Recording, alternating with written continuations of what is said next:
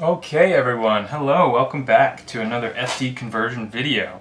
I'm like a pro at this point. Hi, my name's Peter, and today I'll be converting this 35mm f2 Canon FD lens to EF mount. So for EOS cameras, like Canon DSLRs and all that kind of stuff. Anything that takes EF mount. Great, so I'm using the Ed Mika conversion kit, which is pretty cheap. It's 75 bucks for a solid kit. It's used to use brass, but it's actually made out of polymer now, and that's great for a lot of reasons, which he explains in another video. But the main thing is it really protects your lens if anything happens. It's also lighter weight. It's kind of nice. Anyway, so there's 3 pieces that were shipped to me in this kit, along with like a little vial of mineral oil to stain it to this nice sleek black, and that's really it. This is all you need. These 3 pieces are all you need to convert this lens. The other thing you will need, actually, one more thing you'll need to convert the lens is this type of screwdriver. These kind of tools, when you're doing these types of conversions, can really make or break your lens and your conversion process. And if you end up stripping a screw, you'll probably ruin the whole lens. No, I'm just kidding. Well, you might. If you strip the threads, you definitely will. But if you strip the screw, they're just really hard to replace. So, do it right. Get this one, since it's a Japanese lens. What you want is the JIS, Japanese Industrial Standard lens. This is type 00, so it's like a tiny. It says JIS-S 2.5mm lens. But anyway, I got this from Moody Tools, and it's been working great. So anyway, let's dig into this thing. So the first thing you're going to want to do, so there's 3 pieces here. There is the actual mount itself. This is just a aesthetic thing, and it also helps keep it cinch it to the lens. This you put on last. It's a little adapter ring just right at the very end. And right here we have the bushing, the iris bushing. He calls it an Ed bushing. That gives you manual aperture control. Great, so we're going to dig into this now. I'm going to set these guys aside for a second. And I have a little lens cap here. Actually, I'll use my FD lens cap. And with that, I am going to... Well, where can you see? You can't really see much, can you? There we go. Oh. There it is. With this I'm going to keep all my pieces together, because once I convert it, I like to throw it in a little baggie and throw all the pieces, even the tiniest little pieces, all together in a Ziploc bag. Just keep them forever, because you can reverse this. That's one of the great things about these lens conversions with Ed Mika, is that they are all reversible. So if you ever wanted to go back to FD for any reason, you can do that, no problem. I actually just made a video how to do it. It takes 5 minutes. That is the case for 99% of them. There are 2 lenses right now that it doesn't work on. I think there might be a couple other ones, but I know the 50 and 85L are actually the 50L. I think you can go back, just the 85. Anyway, but whatever. You want to keep all your pieces. This one you can go back, so we're going to save them all. So the first thing is taking off the outer ring. There's a little metallic ring right here. And there are 3 screws that hold in place on the outside of the barrel of the lens. So we're just going to unscrew these, and I've already taken this actually apart before, but if you want to, this is your first time, every time you're doing it, really put some pressure on those screws, because if it's fresh out of the factory and it hasn't been ever unscrewed before or anything, they're going to be really tough, and if you don't apply pressure, that's how you might end up stripping your lens. So okay, we took 2 out so far, taking the 3rd one out now. Boom. Dropping it in. So now we've taken the screws out. I also just use a little flathead sometimes for these videos, maybe even not get a teenier flathead, to pop this out. So now this ring is loose, it's just kind of crammed in there, so pop it out, it comes right out. And then I'll keep this, set it aside for later. Where can you see? You can't see it on that angle, but there it is. Setting it aside. Actually, I'll keep it right there. Oh, now both cameras can see it. Alright, so now we're 1 layer down. 2nd layer just comes right out. So that was holding this piece together, which controls the aperture when you put it on a Canon camera, my film camera. This just pulls right out. It might move on you if you pull it out, and it probably will right now, so I'll keep a close eye. But yeah, it just comes right up. Yep, you hear just a little spring release, and that's fine, that's supposed to happen. I'll keep that aside as well. Now we're down to the third layer, which is this ring right here, this thing that has a red dot on it and the little release. We'll want to go even farther down and take these out. So there's 3 screws. There's 1, 2, 3 screws. Now you'll notice there's an extra screw hole right here. Some have both, some only have one, some have one on the left, some have one on the right. So you want to remember where that is. Maybe take a picture of it, store it wherever you're gonna, I don't know, print it out and store it in your FD kit if you ever want to put it back. Oh, it's actually, you will need it. Just save it for a sec because you'll actually use it pretty quickly right when you put it back on, because it makes a difference with this mount as well. But yeah, remember the orientation. So for this one, there is a smaller silver screw. There are 2 black screws right here, and there's a smaller silver screw to the my left, but clockwise end of the mount. So I'm going to take that out. I'm applying pressure, taking that off. As that's loose, I'm going to loosen up the other 3 and just take the whole thing off as a unit. Oh, some of them, sometimes they come off. Keeping all my screws together. Oh, that got stuck. Here, this is magnetic, let me grab it. Okay, and I'll take this one out. I mean, maybe separate them if it's your first time. Don't mix up the outer screws with the inner screws, but they're pretty easy to tell the difference. Just remember the orientation. So that one screws into this hole right there. See, there's not a second hole, but I'll make sure to remember that. But this piece is done, so that's gone. Now we are almost as far as we want to go down. There's 2 more layers to this. The first one is this ring, this metallic ring, which actually moves this part, which moves the aperture. You can take that out. Now there's a little locking mechanism. It's very slight, but it's this guy right there. That wants to line up with this notch right there. So you rotate it counterclockwise until they line up, and it pulls right out. This is also done. Some Ed Mika kits use this. Some other conversion kits use this, but ours doesn't, so that's wrapped. Now, we are so close. Just for edification, right here you have the iris ring, and we need a way to move that manually with our outer iris ring, I'm calling it, with our outer ring. And the iris actually works with this little, what do you call the shark fin? It's this little section right here, because it kind of looks like a shark fin coming out of the water.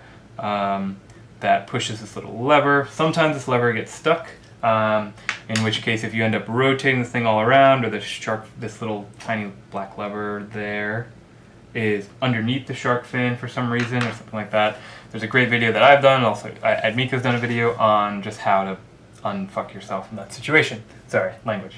Anyway, so, but luckily it's working, full aperture control, so that's wide open. That's stopped down at f22 or something, that's f2, and that's how the aperture works. So, we will get to that, but the first thing we want to do actually is declick the lens, because I am converting this for filmmaking, for video production use. So, hear that? Yeah, that's no bueno. I want it to be silky smooth. I want to be able to iris rack if I go outside during the shot and I want to close down the aperture or do something fancy, or go in between apertures really easily. That's how you do it. So, I want to take this off, and the way you take it off, remember this little button right here. Just keep an eye on that. You rotate the outer aperture ring all the way to the right, and I want to kind of hold down this. Actually, you don't really need to hold down the button, but the button controls the auto aperture lock, which you'll see in a second. Boom, there it is. Not sure if you just saw that, but this little thing just sprang out. That's fine. You want to keep everything together. You want to keep that thing on there, but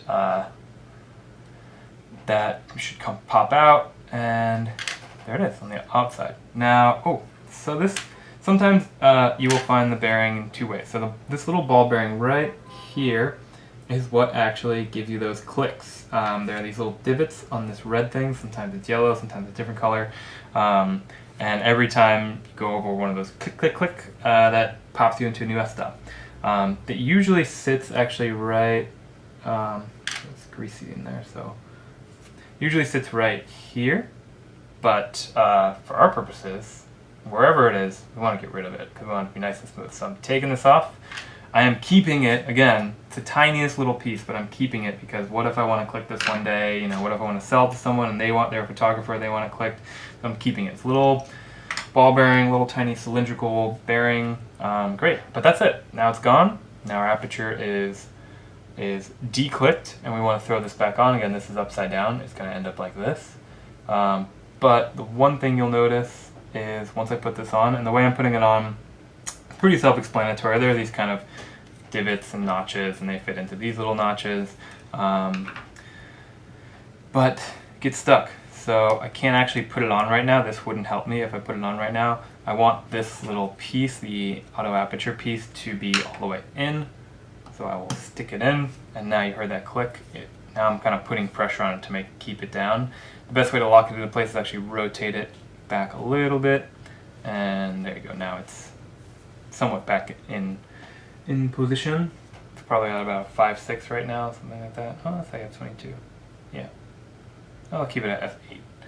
Alright, so now we're going back up. We've gone as far down as we want to go. We declick the aperture. We're ready to add manual aperture control, and we do that by this piece, which is edge bushing. Now you'll see in the edge bushing there's this cutout right here, little notch, and that fits inside of these two posts, he calls them. Ed calls them the goal post. And it fits right together so that way this ring controls this ring when you're there. And the other side of it is this little notch right there. So this little notch here wants to lock into this notch on the other side of your camera, on the other side of your ring. So you kind of want to have those. I guess it's a little offset, but anyway, you'll find out. I'll start off by putting the edge bushing notch between the goalpost. Then I'll kind of rotate this until it is in. Maybe I can do it this way so that this camera can see a little bit. And so this part is now lined up. This part is in between the goalposts. It's not quite in there yet. You want to push it down. And you'll feel it kind of lock into place. Yeah, there you go. So that feels pretty good. It's pretty smooth all around. It's about the same height as that stuff. And now, check this out.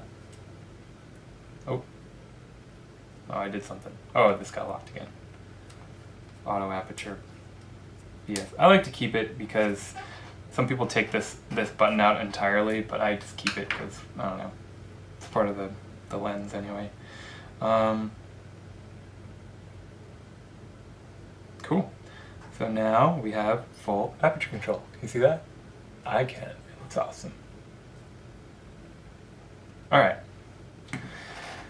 So now we're going to put the actual mount on. So the aperture control is done. We have declicked the lens. Now we guys got to make it work for EF cameras. So the first thing you want to do is take your lens, take your mount, line up the holes. Again, it was this thread, and it was on the clockwise side of it, my left-hand side of it, and the other two should just line up. So you line everything up. There they are. Three screw holes line up.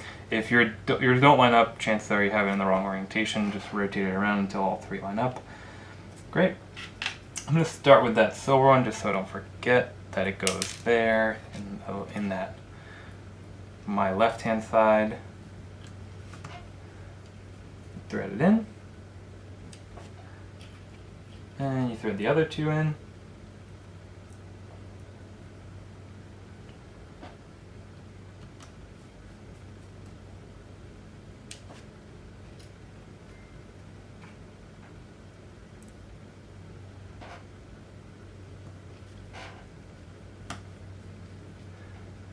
And voila, good to go. Alright, so that is converting a Canon FD 35mm from FD to EF. You could actually mount this right on your camera right now, but The last little piece is this ring here, which makes it look better. It also helps stuff from getting in there. It doesn't totally seal up. That's one note.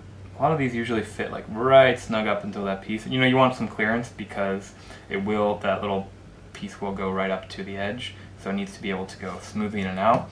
But I wish it was like just a little bit more snug, so that way any dust or dirt or anything wouldn't go inside of the lens portions. I need to clean this lens though. But anyway, yeah, that piece, that last little ring just snaps into place, and that is all we're going to do. So again, I don't know if you guys can see, full aperture control. You can see from here. Oh yeah, silky smooth. Actually, it's not totally smooth. One other thing that I want to do maybe in a later video is grease the aperture. There's a thing called iris dampening, which makes this ring, which is, you know, it's pretty smooth on its own, even smoother for like really buttery iris racks and everything. But I don't quite know how to do that just yet. I don't know which type of grease to buy and where exactly to put it. You don't want to put it in the wrong place, so I'm not going to do that just yet. But this lens is now good to go on EF cameras.